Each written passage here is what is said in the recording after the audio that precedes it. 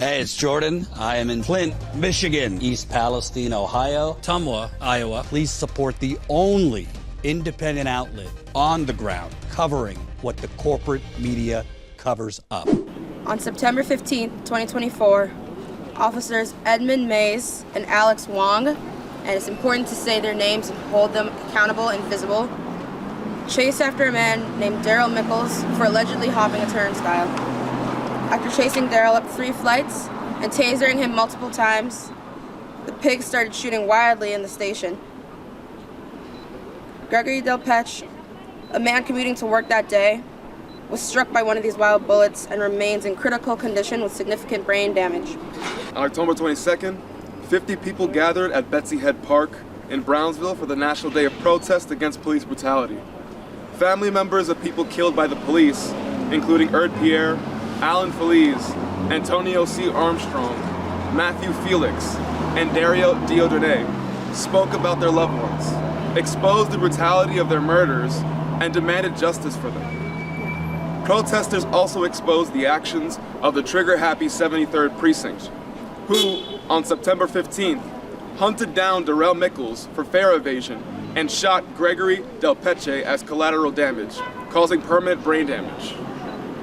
People from the Brownsville neighborhood spoke about the harassment, unwarranted stops, beatdowns, unjust arrests, and frame-ups by the 73rd Precinct, which many call the worst police precinct in New York City. Following this, protesters marched through the neighborhood chanting, "Protect your block against killer cops," and "Jail killer cops," calling on people to stand with their families, demand justice for people killed, and intervene to stop the relentless police violence in the neighborhood.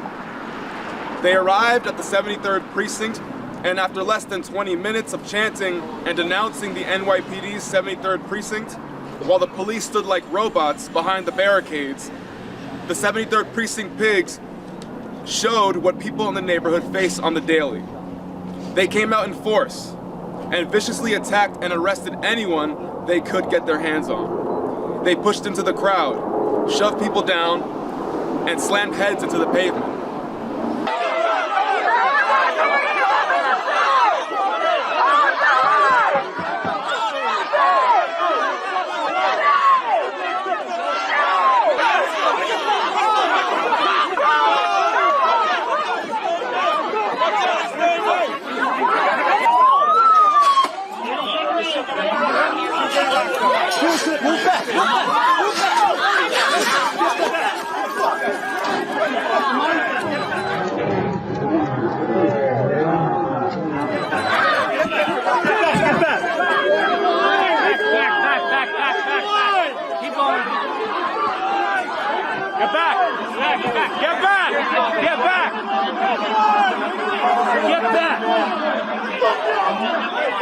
Yo, NYPD came in, fucking causing chaos, pepper spraying people, pushing people, violently pushing, assaulting people.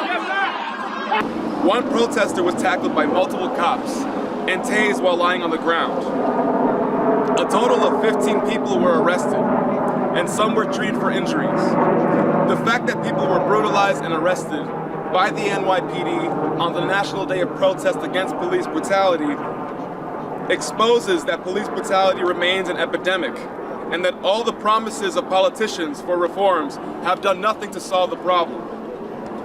Dare to Struggle members and protesters arrested have returned to the 73rd Precinct for a press conference on October 27th to demand: number 1, drop all charges against the 15 people arrested outside the 73rd Precinct during the October 22nd National Day of Protest against police brutality. Number 2, charge the cops who attacked the protest with assault and for violating constitutional rights. Number 3, charge the cops who shot up the Sutter Avenue subway station on September 15th. I want to talk about this myth of safety. I want to talk about how unreal, what a profound fucking lie it is to think any of us have anything that can't be ripped away in an instant when you live in a constant police state. Imagine trying to save $290 in a city where the cost of living is at least $4,000 a month. Or imagine being on the subway to work, to anywhere, and having to confront a hail of gunfire because cops could never see humanity where they see targets. mom was really scared about me being out here, confronting cops for the sick shit they do, trying to demand a little bit of accountability. She said, you don't have to live in New York to know that stepping to the 73rd likely ends in death. Well, what kind of world is that? Cops don't get to live freely in their crimes, mowing down everyone in their path, protected by our fear. The only thing that grants them any legitimacy to rule. So in November 2021, 3 kids were walking through the neighborhood playing basketball. Their names are Brendan, Kyle, and Kawan. At the time, they were 12, 13, and 14 years old.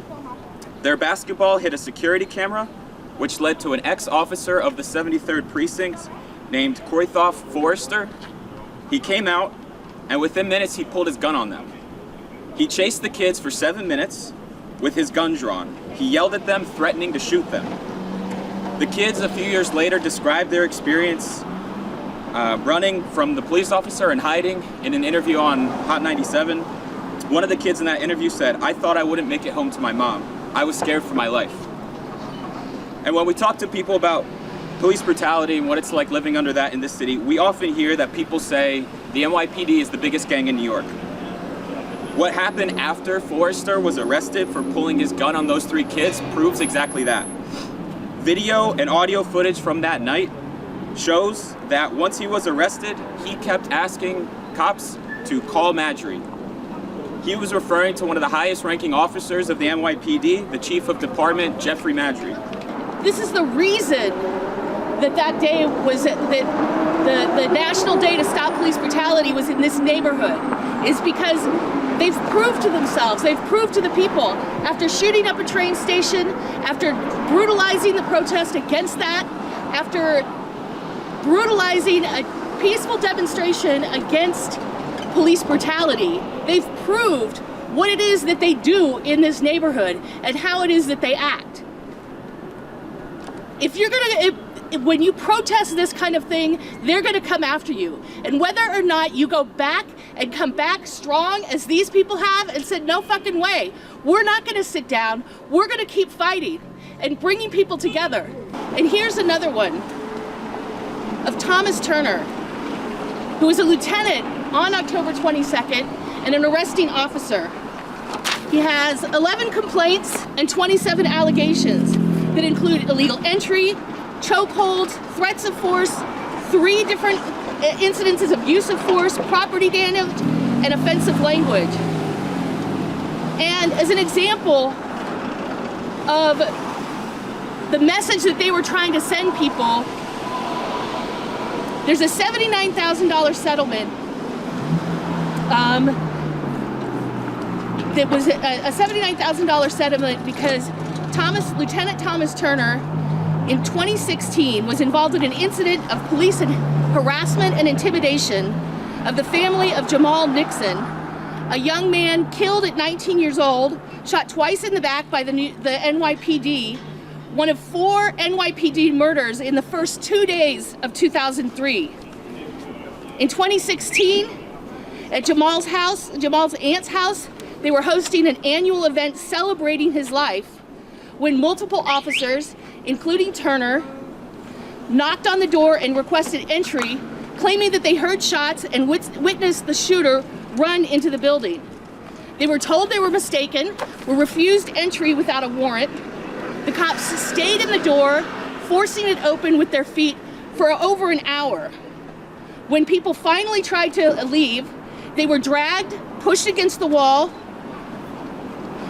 Their cell phone was taken when they attempted to record. They were frisked, searched, called the N-word, and then the cops forced their way into the apartment.